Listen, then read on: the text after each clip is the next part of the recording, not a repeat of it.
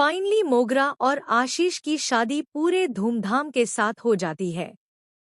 ढोल नगाड़ों की गूंज, रिश्तेदारों की भीड़ और हर तरफ खुशियों का माहौल था। लेकिन इस खुशी के पीछे एक ऐसा तूफान छिपा था जो आने वाले समय में पूरे महादेव परिवार को हिलाकर रख देने वाला था।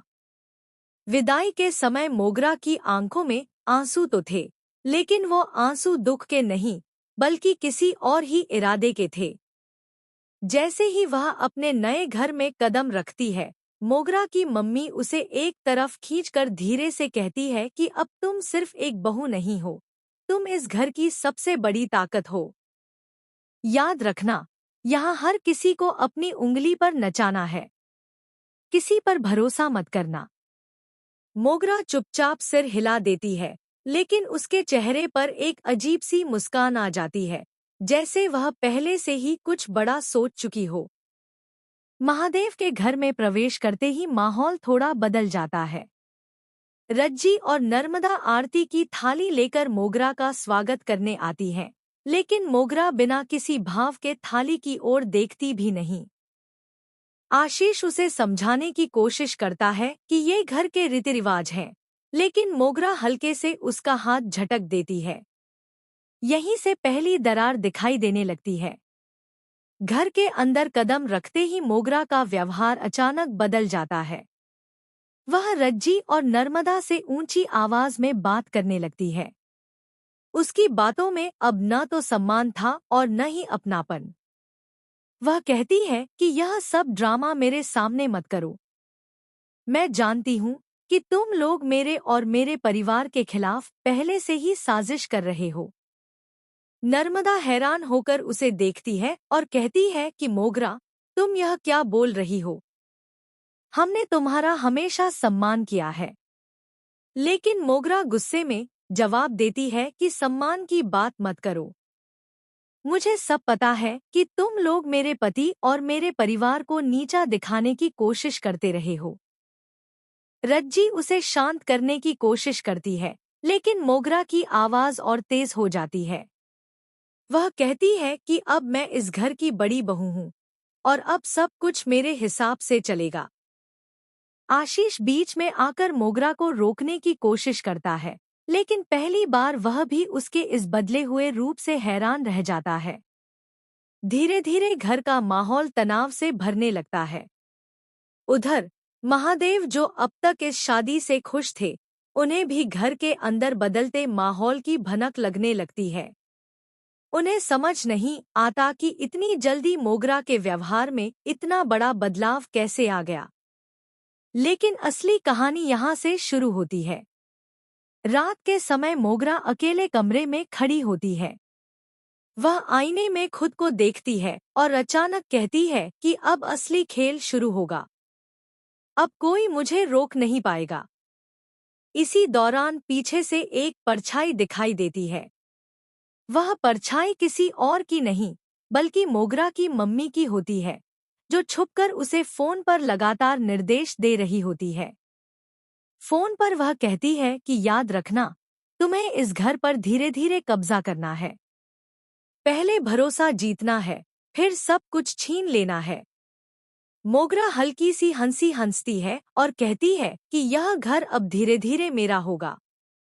लेकिन इसी बीच एक ऐसा मोड़ आता है जो सब कुछ बदल देता है। अगले दिन घर में एक पुराना संदूक अचानक तहखाने से मिलता है। इस संदूक को खोलते ही एक ऐसा राज सामने आता है जिससे पूरा परिवार हिल जाता है।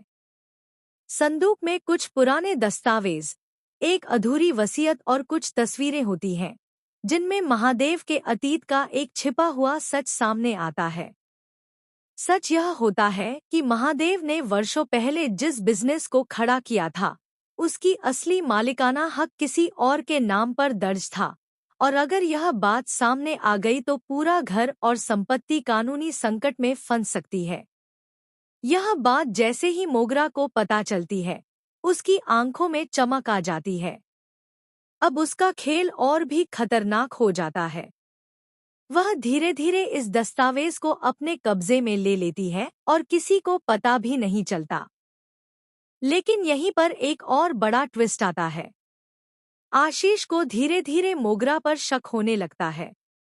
उसे महसूस होता है कि मोगरा वही लड़की नहीं है जिससे उसने शादी की थी। वह किसी और ही मकसद से इस घर में आई है।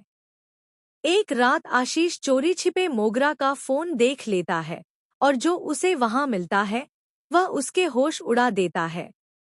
फोन में उसकी मम्मी के साथ लगातार बातचीत के रिकॉर्ड होते हैं जिनमें पूरे घर को खत्म करने की साजिश की बातें होती हैं। आशीष टूट जाता है, लेकिन वह अभी यह बात किसी से साझा नहीं करता। उधर मोगरा अब पूरी तरह बदल चुकी होती है। वह घर के हर सदस्य को एक एक करके कमजोर करने लगती है।